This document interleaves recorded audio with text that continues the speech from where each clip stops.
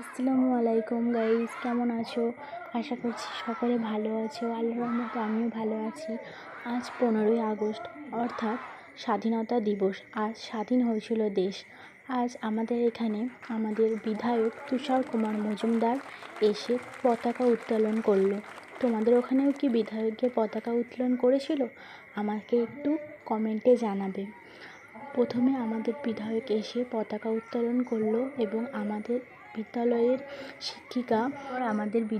শিক্ষিকা পিয়া দাস মহাশয়া তিনি আমাদের বিধায়ককে ফুল এবং উত্তরীয় দিয়ে সম্মান জানালেন। তারপরে তুষার কুমার মজুমদার অর্থাৎ আমাদের বিধায়ক তিনি নিজের মতন কিছু বক্তৃতা দিলেন। বক্তৃতাটা তোমাদেরকে শোনাচ্ছি। তোমাদেরকে বিধায়কের বক্তৃতাটা একটু পরে শোনাচ্ছি। তার আগে তোমাদের কাছে একটা ছোট্ট রিকোয়েস্ট, আমার চ্যানেলে নতুন হয়ে থাকলে সাবস্ক্রাইব করো এবং সকলের উদ্দেশ্যে বলা লাইক, কমেন্ট, শেয়ার করো। ভিডিওটা করেছি অনেকটা দূর থেকে, তাই মুখগুলো পরিষ্কারভাবে আসছে না। এবার তোমরা বিধায়কের বক্তৃতাকে শোনো।